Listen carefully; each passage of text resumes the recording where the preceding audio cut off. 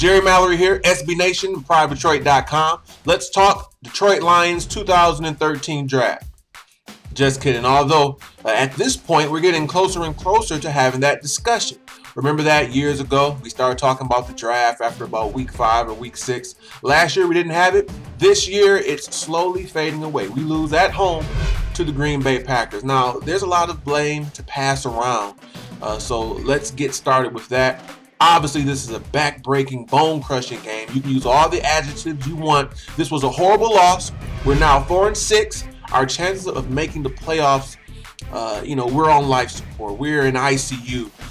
We're so close to saying that's it, it's over. Miracles can happen, and that's what would have to happen for us now to make it to the postseason. We'll start with Matt Stafford. I'm the first to give him praise when he does well.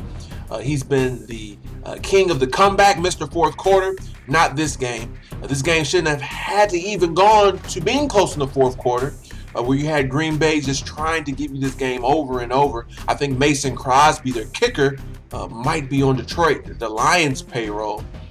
He missed guys constantly. He missed Calvin about 2 or 3 different occasions where it could have been a long bomb touchdown. Just inaccurate. The interception that Scheffler dropped, it was thrown behind him. Stafford had one of his worst games. Interceptions, fumbles, inaccuracies. He's our leader. He's our captain. And today, he showed that he is good, but he has a ways to go to become elite. In fact, games like this, hopefully he'll learn from it and say, I have to play a full 4 quarters. See, he had the ball in the fourth quarter.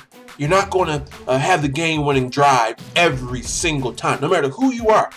So you have to play a full 4 quarters. The receivers had the case of the dropsies early on. Even Calvin Johnson, who's, he didn't look like Megatron when he dropped those balls there. And then it was a mixture of other things. The defense played good, but we need to get stops at the end. Once again, unable to do so. And then you saw the non-call there in the fourth quarter. This would have put us up 10 points. Probably could have still done the game. Titus Young was mobbed, robbed, held. Clearly a pass interference. At the very least, a defensive holding. We would have had the ball on the 1-yard line. Instead, we had to settle for a field goal. And that was huge. But once again, Green Bay gave us plenty of opportunities to win this game. Like I said, Mason Crosby. We got to Aaron Rodgers quite a few times. If we had any shining spots, it would be Nick Fairley, who had a huge game getting after the quarterback as well as stopping the run. What's weird about this team is, years past, although we may have had plenty of holes, you can look at one area specifically and say, you know what, we need to address that. If we could address that, then X, Y, Z, then we can win 8 games. We can make the playoffs. This team is tricky. We're not going to be talking about the draft all the time, but when you're looking at holes that we need to fill, with the exception of, I'd say, a couple of positions like quarterback, receiver, defensive tackle, and running back, we need help in every position. Our linebackers, we can use someone who's better in coverage, who's a bit of a playmaker, can get after the quarterback. Secondary, obviously, we can use a corner or 2. We can use a safety or even 2, depending on what Louis Delmas is going to do. Even tight end is not a safe position in my book. Offensive line, the interior is just weak.